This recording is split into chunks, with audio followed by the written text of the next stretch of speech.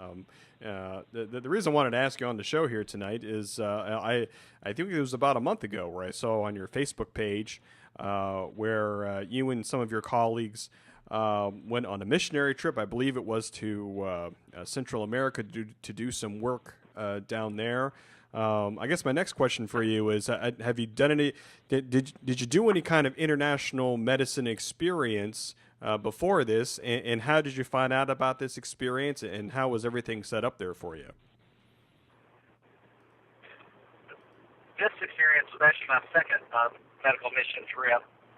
I went to residency in a program in South Carolina, Greenwood, South Carolina, with Self Regional Healthcare. And one of the draws that I had to that program was that they helped to sponsor you with medical mission work while you're in residency. I'm giving you time off for that, and also the funds to apply for a trip.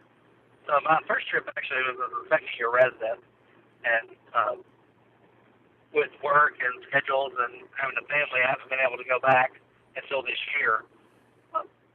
So my first trip was to Peru, and then this trip was to Guatemala. I went through an organization called Volunteers of Medical Missions, which I was introduced to while I was in residency. It's a local group out of South Carolina that takes about 17 to 20 trips a year, different places around the world, to provide short-term medical mission services to those countries.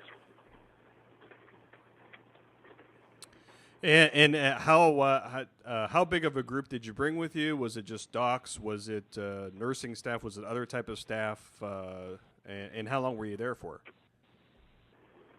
The group size is very. Our group actually was 14 in this group.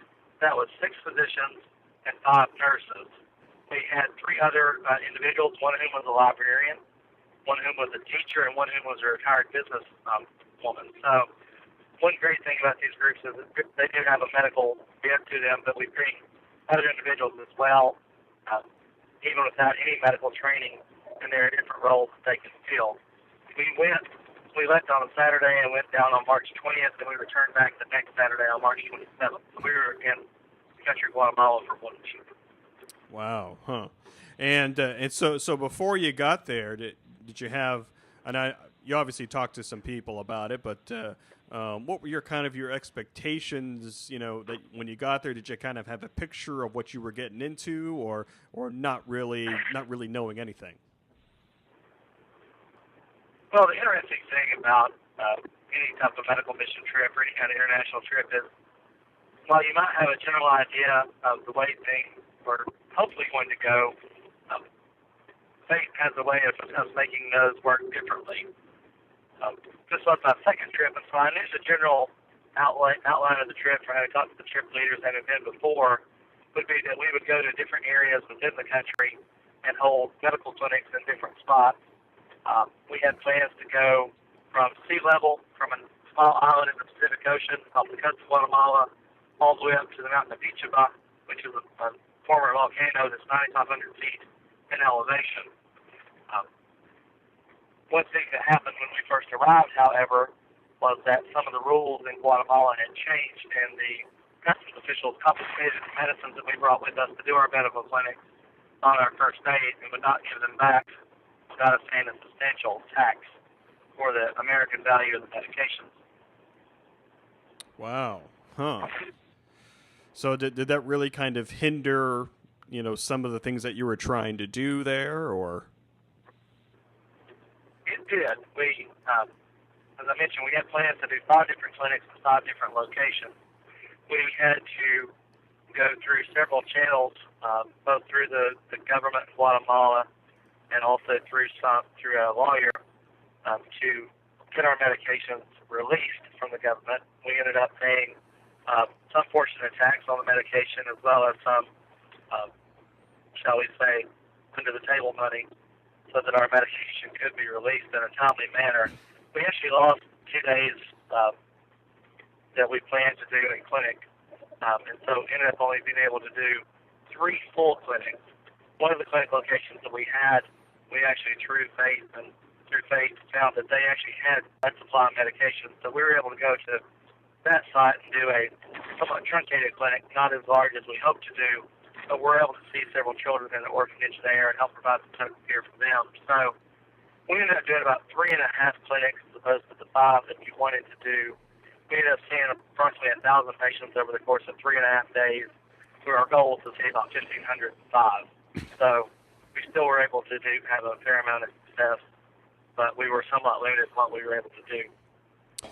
So can you kind of maybe paint a little picture as far as, what kind of conditions that you were in as far as the clinics, for the listeners, as far as, what was it, a big facility? Was it an open type air facility? What was the weather like? Was there running water? There's all kinds of things that people think about in this type of clinic. If you can kind of describe specifically what type of situation you were in, just so we can get a better picture of it.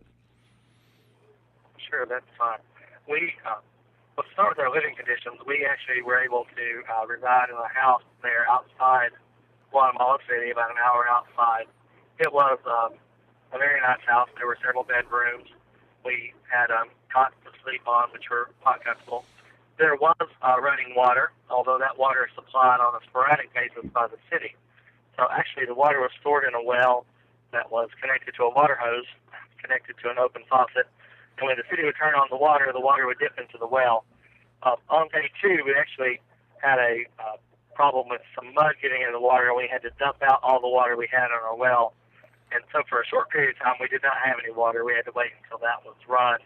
But our living facilities were quite nice. We were in an enclosed facility. We weren't out in the open air.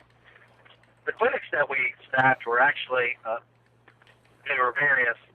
The short day I mentioned at one of the nursing homes, one of the orphanages, which is called Casa Shalom, and is outside of Guatemala City, actually has a small medical clinic there. So we actually had 3 rooms that were stocked with otoscopes and ophthalmoscopes and tables, and had a small pharmacy there. The orphanage does not currently have a provider providing the services there, so we're able to do the services there. However, our second day's clinic was held in a church, which was a large concrete open-air building with a roof, and we just set up with tables and cots and chairs. We had a central staging area for our pharmacy and for injections. So we were just spread throughout the concrete building, and the patients waited in the pews while they were waiting to be seen. We had a facility, as I mentioned, on the beach on the island of El Chico, which is in the Pacific Ocean off the coast of Guatemala. That was held in the open air under a thatched hut roof with the Pacific Ocean behind us and a nice ocean breeze. That was a neat experience. Excuse me. And then we also had a clinic in Pichima, which was held in a school building, where we were in different school rooms, and we host our pharmacy out of one of the large classrooms. In that facility, we were setting in first and second grade desks and seeing our patients there through the use of translators as well.